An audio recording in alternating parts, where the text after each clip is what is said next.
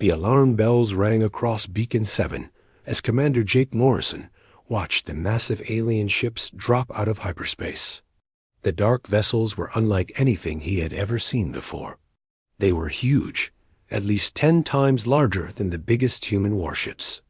Strange symbols glowed on their hulls, and energy crackled between wing-like structures that stretched for miles.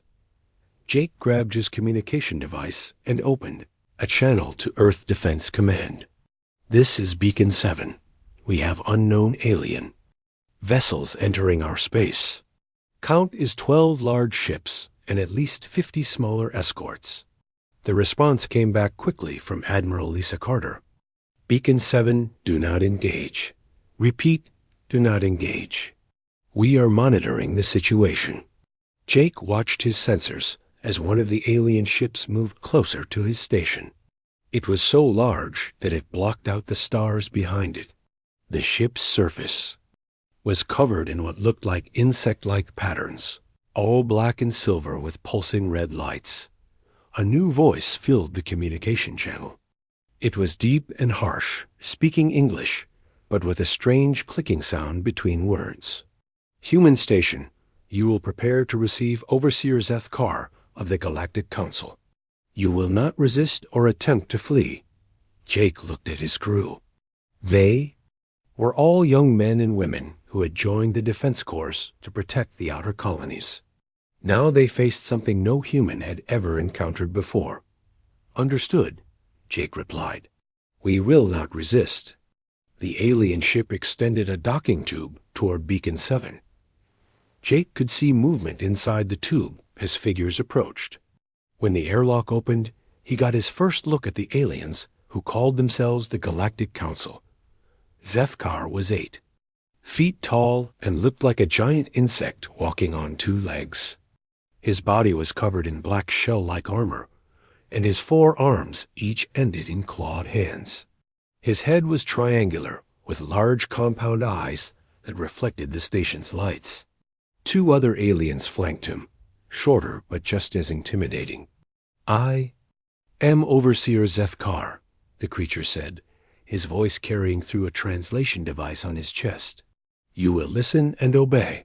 Jake stood straight. "I'm Commander Morrison. What do you want from us?" Zeth Kar's compound eyes focused on Jake. "Want? We do not want. We demand. The Galactic Council has ruled this galaxy for 10,000 years. Every species must pay tribute to maintain order and peace." The alien gestured with one of his clawed hands, and a holographic display appeared in the air. It showed star maps with hundreds of solar systems marked in red. These worlds all pay tribute. Now it is humanity's turn. Jake watched the display, trying to understand what he was seeing. "What kind of tribute?" "Your species will provide 50% of all manufactured goods produced in your colonies and homeworld. You will also provide 30% of all food production. Finally, you will send 10,000 humans each year to work in our mining operations in the Outer Rim." The words hit Jake like a physical blow. 10,000 people? You're talking about slavery. Zeth Kar's head tilted. "We prefer the term labor conscription. These humans will serve the greater good of the galaxy. Their sacrifice ensures peace for your species." Jake activated his recording device, making sure every word was being transmitted to Earth. "And if we refuse?" The holographic display changed, showing images that made Jake's stomach turn. Planets with their surfaces turned to glass, cities reduced to smoking craters, millions of bodies floating in space around destroyed space stations. "These species chose to resist," Zeth Kar explained. Calmly, "They learned the cost of defying the Council. We hope humanity will be wiser." Back on Earth, Admiral Lisa Carter was in an emergency meeting with President Carl Davis and his cabinet. The transmission from Beacon 7 was playing on the main screen as they watched the alien demands. 50% of our manufacturing output," said President Davis, shaking his head. "That would cripple our economy." The food production demand would cause famine in the outer colonies, added Agriculture Secretary Susan Wells. And 10,000 people per year ... She couldn't finish the sentence. Senator Paul Graham slammed his fist on the table. This is exactly what we built our defenses for. We can't just give in to these demands. Look at those images, Susan argued back. Do you want Earth to end up like those destroyed worlds? Maybe we should consider negotiating with them. Admiral Carter studied the tactical data flowing in from Beacon 7. Their ships are old but heavily armed. Our scouts are reporting similar fleets moving toward our other colonies. They're not just making demands, they're positioning for an attack. President Davis rubbed his temples. How long do we have? The answer came from Zethkar himself over the communication channel. The Galactic Council grants humanity 30 of your days to comply with these demands. Tribute collection will begin immediately after this period. Failure to comply will result in orbital bombardment of your major population centers. Dr. Helen Brooks, who had been quietly analyzing the alien biology data, finally spoke up. Mr. President, there's something strange about their technology readings. These ships appear to be very old, possibly thousands of years old. What does that mean? Asked President Davis. I'm not sure yet, but their energy signatures don't match what we'd expect from a species capable of interstellar conquest. It's almost like they're using outdated technology. Colonel Ryan Murphy, Earth's chief military strategist, leaned forward. We need more intelligence before we make any decisions. But I can tell you this, giving in to these demands won't satisfy them. Species like this always come back for more. On Beacon 7, Jake was still facing Zethkar. The alien overseer seemed to be enjoying the humans' discomfort. Your species is young and weak, Zethkar said. You have spread to only a few dozen worlds. The Council controls thousands of star systems and hundreds of species. Resistance is impossible. Jake looked at the alien's confident posture and realized something. For all their talk of power, these creatures seemed to need humanity's production capabilities. If they were so advanced, why did they need tribute at all? We'll need time to consider your demands, Jake said carefully. Time has been given, 30 days. Use them wisely, human. The Council's patience is not unlimited. With that, Zethkar and his escorts returned to their ship. The alien vessels moved away from Beacon 7, but remained in the system, a constant reminder of the threat they represented. As Jake watched them go, he realized that humanity was facing its greatest challenge ever. But something about the aliens' demands didn't add up. Why would such an advanced civilization need so much from humanity? And why did their ships look so old and poorly maintained? The questions would have to wait. Right now, humanity had 30 days to decide its fate. Captain Danny Foster checked his instruments one more time as the stealth ship Phoenix approached the Council supply depot on Kepler 442c. The small moon orbited a gas giant in a system the aliens had claimed as their own. Danny's crew had been handpicked for this mission. Navigation specialist Amy Peterson sat at the helm, her fingers dancing over the controls as she guided them through the asteroid field that hid the depot. Readings are strange, Captain, said engineer Tony Richards from his station. That depot is giving off energy signatures I've never seen before. It's like their power systems are barely working. Danny nodded. Stay quiet and keep recording everything. Earth needs to know what we're dealing with. The Phoenix slipped closer to the alien facility. It was a massive structure built into the side of an asteroid, but as they got nearer, Danny could see that it was in poor condition. Hull plates were missing, and strange growths covered parts of the station like rust or decay. Amy, can you get us to that docking bay without being detected? Danny asked. Already on it, Captain. Their sensors are so old, I'm not sure they could detect us even if we weren't running stealth. The ship docked quietly, and Danny's team prepared to board the station. They wore environment suits and carried recording equipment instead of heavy weapons. This was a reconnaissance mission, not an attack. The inside of the depot was even more shocking than the outside. The corridors were dimly lit, and many of the wall panels were cracked or missing entirely. Tony ran his scanner over the alien technology and shook his head in disbelief. "Captain, this equipment is ancient. I mean really ancient. Some of these systems look like they're thousands of years old and haven't been properly maintained in centuries." Danny recorded everything as they moved deeper into the station. They found storage areas filled with tribute goods from dozens of different species. Food, manufactured items, raw materials, and even what looked like artwork and cultural artifacts. But the most disturbing discovery was in the lower levels. "Captain, you need to see this." Amy called from a sealed chamber. Danny joined her at a viewing window that looked into a large room filled with beings from various species. They were all thin and weak, working on maintaining the station's failing systems. These were the conscripted workers the Council had demanded from other worlds. "They're not just taking tribute," Danny said quietly. "They're using slave labor to keep their own technology running." Tony's scanner beeped urgently. "Captain, I'm picking up a patrol coming this way. We need to move." The team quickly gathered their recordings and made their way back to the Phoenix. As they prepared to leave, Danny noticed something that would change everything. The alien ships docked at the station were not the impressive vessels they had seen at Beacon 7. These were smaller, older, and clearly struggling to maintain basic functions. "Amy, get us out of here, but take the long way home." "I want to scan as many Council ships as possible." During the 3-day journey back to Earth, the Phoenix's computers analyzed the data they had collected. The results were stunning. Dr. Helen Brooks met them at the spaceport, along with physicist Dr. Kevin Lee. "What you've brought back changes everything," Dr. Brooks said as she reviewed the data.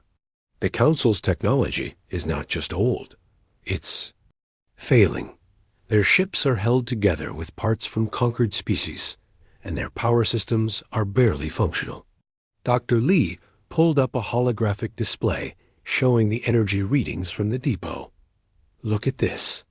Their main reactor is running at maybe 20% efficiency. Our smallest colonial power plants produce more energy than their entire supply depot." "But how is that possible?" Danny asked. "They conquered hundreds of worlds." "That's just it," Dr. Brooks replied. "They didn't conquer them through superior technology. They conquered them through fear and overwhelming numbers. But those numbers are getting smaller every year." Back on Earth, Industrial Coordinator Maria Gonzalez was working with Manufacturing Chief Alex Thompson to assess humanity's production capabilities. The numbers they were seeing amazed them both. "Alex, according to these reports, the tribute the Council demanded from us represents less than 2% of our total manufacturing output," Maria said. "That's impossible. 50% of our production would cripple us. No, look at the data again. They're using an assessment system that's completely outdated. They have no idea how much we actually produce. Our automated factories alone could supply their demands without anyone on Earth even noticing." Meanwhile, intelligence analyst Rachel Stone was reviewing intercepted Council communications. What she found was even more revealing than the technical data. "The Council species are barely holding together," she reported to Admiral Carter. "Their internal communications show constant disputes over resources. Several member species are questioning whether they should have challenged humanity at all." Admiral Carter studied the intelligence reports. "What do you mean?" "They're afraid of us. Not because of our military, but because of what we represent. We're the first species they've encountered that developed advanced technology independently. Every other species in the Council either stole their technology or had it given to them through conquest. Dr. Brooks joined the briefing with more shocking news. I've been analyzing the biological data from the depot. The council species are dying out. Their population numbers have been declining for centuries. The tribute system isn't about expansion or power anymore. It's about survival. Survival? Admiral Carter asked. They need the tribute to keep their failing technology running. They need the conscripted workers because their own people are too few to maintain their infrastructure. The council isn't a mighty empire anymore. It's a collection of dying civilizations too proud to admit they're obsolete. President Davis called an emergency session to review all the new intelligence. The room was filled with his top advisors, military leaders, and scientists. So what you're telling me, the president said slowly, is that the council is essentially a paper tiger? Not exactly, Colonel Ryan Murphy replied. They still have enough firepower to destroy our colonies. But they're not the unstoppable force they pretend to be. Their technology is failing, their population is shrinking, and they're completely dependent on tribute to survive. Senator Paul Graham leaned forward. Then why don't we just refuse their demands and fight them? Because there's a better option, Dr. Brooks said. What if we don't fight them at all? What if we offer them something they've never had before? Which is a partnership, real cooperation instead of conquest. They have thousands of years of experience and knowledge. We have the technology and innovation they've lost. Together, we could build something better than either could achieve alone. The room fell silent as everyone considered the implications. Humanity faced a choice that would determine not just their own future, but the future of the entire galaxy. How long do we have to decide? President Davis asked. 27 days, Admiral Carter replied. But I think we already know what we're going to do. Outside, the stars shone down on Earth, unaware that humanity was about to change the course of galactic history forever. 3 weeks remained until the Council's deadline. President Davis stood in the war room deep beneath the Capitol, surrounded by holographic displays showing human colonies across the galaxy. The room buzzed with activity as military leaders and scientists worked together on something the president had named Operation Mirror Shield. General Pete Williams pointed to the tactical display where human ships were moving into position around every major colony. All fleets are ready, Mr. President. But I have to say, this plan is unlike anything we've ever attempted. That's exactly why it might work, replied Colonel Nancy Clark, Williams' deputy. The Council expects us to either surrender or fight a traditional war. They won't expect this. Across the galaxy, engineer Sarah Lopez was overseeing the most ambitious construction project in human history. Her team worked around the clock to upgrade every human facility, from the smallest mining outpost to the largest manufacturing centers. Systems specialist Matt Chun ran diagnostics on the new equipment, while power grid coordinator Beth Turner managed the energy requirements. Sarah, the power consumption numbers don't make sense, Matt said, wiping sweat from his forehead. We're using more energy than some star systems produce, but our efficiency ratings are off the charts. Sarah smiled as she watched automated construction units assembling structures that seemed to grow rather than being built. That's because we're not just upgrading our technology, Matt. We're demonstrating what human engineering can really do when we stop holding back. On the Outer Rim, Captain Danny Foster was leading another reconnaissance mission. This time, his team included communications expert Lisa Rodriguez and tactical analyst Tim Mitchell. Their target was a Council tributary world called Vega Prime. Danny, you're seeing this too, right? Lisa asked as they monitored communications from the planet below. Danny nodded grimly. The planet's population was sending coded messages to other tributary worlds, messages filled with hope and desperation. Word was spreading through the Council's empire that humanity had refused to submit immediately. For the first time in centuries, conquered species were beginning to believe resistance was possible. "Tim, what's your analysis?" Danny asked his. Tactical Officer Tim studied the data streams flowing across his console. The tributary species are restless. Some are even starting to question their tribute payments to the Council. If humanity stands up to the Council successfully, it could spark rebellions across the galaxy. Back on Earth, Dr. Helen Brooks was making discoveries that amazed even her. Working with her expanded research team, she had been analyzing not just the Council's biology, but their entire social and technological structure. "The pattern is clear," she explained to Admiral Carter during their daily briefing. "Every Council species follows the same trajectory. They achieve spaceflight, conquer a few neighbors, then stop innovating entirely. They become dependent on tribute and slave labor, and their populations begin to decline." "But why?" Admiral Carter asked. "Because conquest is easier than creation. Once they had enough power to take what they wanted from others, they stopped trying to make things better themselves. It's been going on for so long that they've forgotten how to innovate." Meanwhile, political advisor Jennifer Gray was working with Diplomatic Corps Chief Robert King to prepare humanity's response to the Council. They knew this moment would define the future of galactic civilization. "Robert, we're not just planning to defeat the Council," Jennifer said as she reviewed the diplomatic protocols. "We're planning to replace them with something completely different. The risk is enormous," Robert replied. "If we fail, humanity could be wiped out entirely. But if we succeed, we could free hundreds of species from thousands of years of oppression." The preparation phase was unlike anything humanity had ever attempted. On every human world, massive construction projects were transforming entire cities overnight. Automated factories were producing goods at rates that seemed impossible. Terraforming equipment was converting barren moons into garden worlds in a matter of days.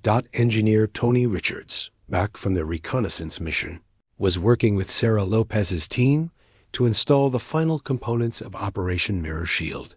"Sarah, I still don't understand how we're doing this. The energy requirements should be impossible." "That's because you're thinking like the Council," Sarah replied. "They see technology as something you take from others or maintain from the past. We see it as something you create and improve. Our power systems aren't just more advanced than theirs.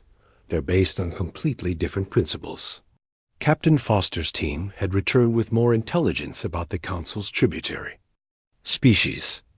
The news was both encouraging and sobering.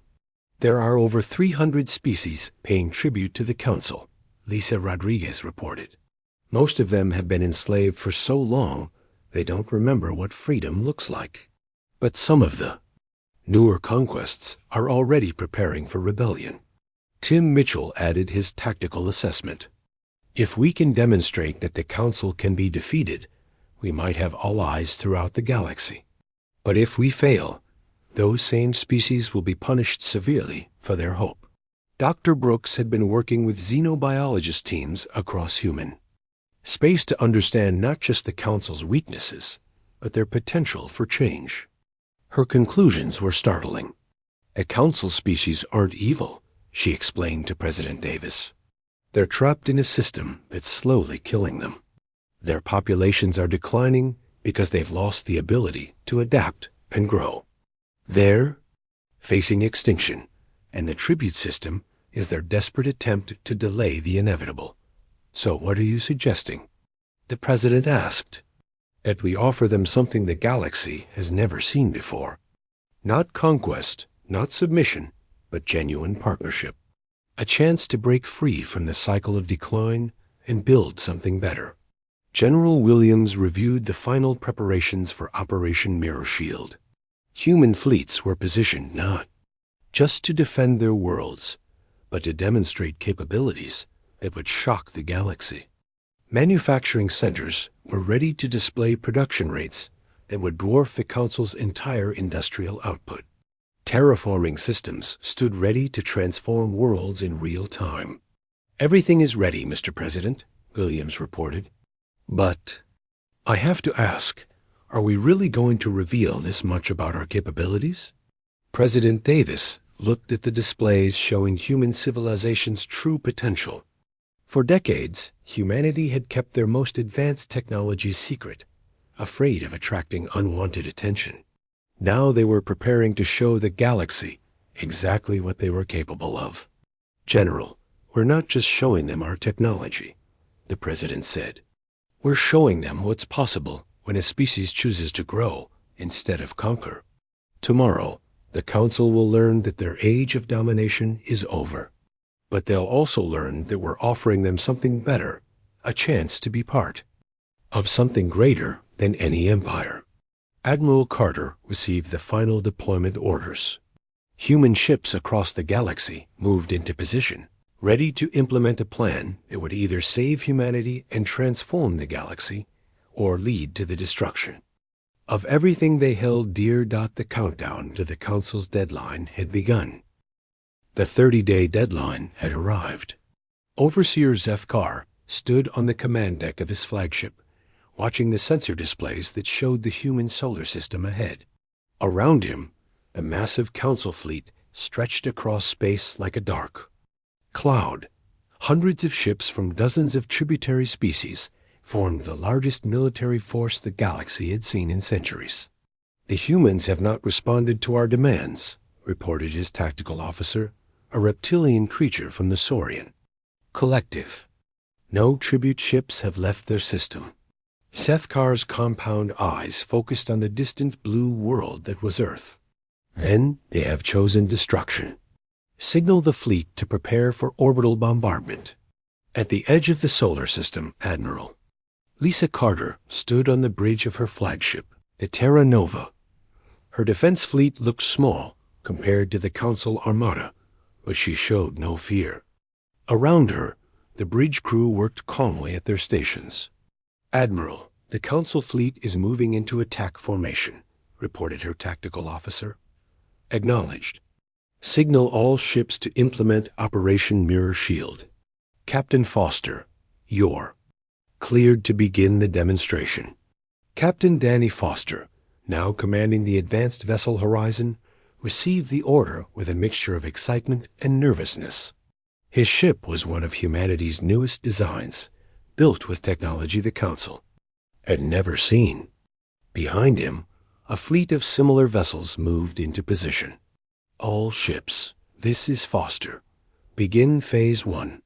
Remember, we're not here to destroy them. We're here to show them what's possible." The Council fleet opened fire first. Massive energy beams and projectile weapons targeted the human colonies on Mars and the outer moons. The weapons had destroyed countless worlds over the centuries, turning entire civilizations to ash and glass. But something impossible happened. The weapons simply stopped working. Energy beams faded to nothing. Projectiles dissolved in space. Every single attack from the Council fleet was neutralized before it could reach its target. "What is happening?" Zethkar demanded as his bridge crew frantically worked their controls. "Our weapons are offline," a tactical officer reported in panic. "All weapon systems across the fleet are experiencing total failure." Captain Foster's voice came across all communication channels, speaking not just to the Council leadership, but to every species in their fleet. "This is Captain Foster of the human vessel Horizon. Your weapons have been disabled by our defensive systems. No harm will come to any of your ships if you remain calm." On the Council flagship, chaos erupted as alien officers tried to understand how their weapons had been neutralized. Zethkar's 4 arms gestured frantically as he gave orders to his crew. How did they do this? He demanded. The answer came from Dr. Helen Brooks, whose voice now filled every ship in the Council fleet. She spoke calmly, like a teacher explaining a lesson to students. "Members of the Galactic Council and representatives of the tributary species, I am Dr. Brooks of the Human Science Division. What you have just witnessed is the result of technology that your civilizations abandoned long ago, the technology of innovation and growth. As she spoke, the space around Earth began to change. Human manufacturing stations that had been hidden throughout the system suddenly revealed themselves. These weren't just factories. They were massive automated complexes that began producing ships and equipment at a rate that seemed impossible. Your sensors are now recording our industrial output, Dr. Brooks continued. In the past hour, we have manufactured more goods than your entire council produces in a year. This is what happens when a species chooses to create rather than conquer. Engineer Sarah Lopez activated the next phase of the demonstration from her control center on Earth. Across human space, terraforming systems came online. Barren moons began transforming into garden worlds in real time. Automated systems converted entire asteroids into habitable space stations. The speed of the transformation was breathtaking. The tribute you demanded represents less than 2% of our total production capacity, Dr. Brooks explained. We could provide everything you asked for without anyone on Earth even noticing. But that's not the point of this demonstration. Colonel Ryan Murphy's tactical teams had been working behind the scenes throughout the demonstration, using technology the Council couldn't understand. They had quietly boarded the alien flagship without anyone noticing. Now they appeared on Zethkar's bridge, not as conquerors, but as escorts. Overseer Zethkar, said the team leader, Admiral Carter requests your presence aboard the Terra Nova. You will not be harmed. This is a diplomatic meeting, not a capture. Zethkar looked around his bridge at the human soldiers who had appeared as if from nowhere. His crew was frozen in shock, unable to understand how their most secure ship had been infiltrated so easily. You could have destroyed us all, Zethkar said quietly. Yes, we could have, the human soldier replied, but we chose not to. That's what makes us different. Minutes later, Zethkar found himself aboard Admiral Carter's flagship, standing face to face with human leadership. President Davis was there, via holographic projection, along with Dr. Brooks and other key officials. Welcome aboard, Overseer, Admiral Carter said respectfully. We need to talk. Zethkar's compound eyes studied the humans around him. These creatures had just demonstrated the ability to neutralize his entire fleet without firing a single shot. They had shown industrial capabilities that dwarfed the entire Council's combined output. They had infiltrated his flagship without any of his security systems even noticing. Why am I still alive? He asked. President Davis stepped forward. Because we don't want to rule the galaxy through fear and conquest. We want to build something better, something that benefits everyone. Dr. Brooks activated a holographic display that showed the decline of Council species over the centuries. Your civilizations are dying, Overseer. Not from disease or war, but from stagnation. The tribute system is keeping you alive, but it's also preventing you from growing. What are you proposing? Zethkar asked. Partnership, Admiral Carter replied. Real cooperation between equals. An end to the tribute system and the beginning of something the galaxy has never seen before. Voluntary cooperation for mutual benefit. As they spoke, reports flooded in from across the galaxy. The tributary species had watched the entire demonstration. For the first time in centuries, they had seen their council overlords rendered completely helpless. But instead of destruction, they were witnessing something unprecedented, mercy and an offer of cooperation. The old council dies today, President Davis said firmly. The question is whether you want to be part of building something better, or if you prefer to retreat to your homeworlds and fade away. Zethkar looked at the holographic displays showing human achievements. These creatures had accomplished, in decades, what his people had failed to do in millennia. They had grown instead of stagnated. They had created instead of conquered. "What guarantees do we have?" He asked. "The same guarantee we're giving to every species in the galaxy, Admiral." Carter replied, "The freedom to choose your own path. You can join us in building a better future, or you can leave and never be bothered by us again." For the first time in his long life, Sethkar faced a choice that wasn't between conquest and submission. He was being offered something his species had forgotten existed: genuine cooperation between equals. The galaxy held its breath as the future hung in the balance. 3 months had passed since the day everything changed. Captain Danny Foster stood on the observation deck of the exploration vessel New Horizon, watching as his mixed crew of humans and aliens worked together to chart unexplored regions of the galaxy. His navigation officer was Amy Peterson, but his science team now included Crix, a former council engineer whose 6 armed species had been enslaved for 800 years. "Captain, we're detecting unusual energy readings from the 3rd planet in this system," Crix reported, his translator device making his clicking language understandable. "It appears to be a natural phenomenon that could provide clean energy for an entire star system." Danny smiled as he watched his crew work. "Amy, set course for the planet. Let's see what we can discover together." The word "together" meant something different now.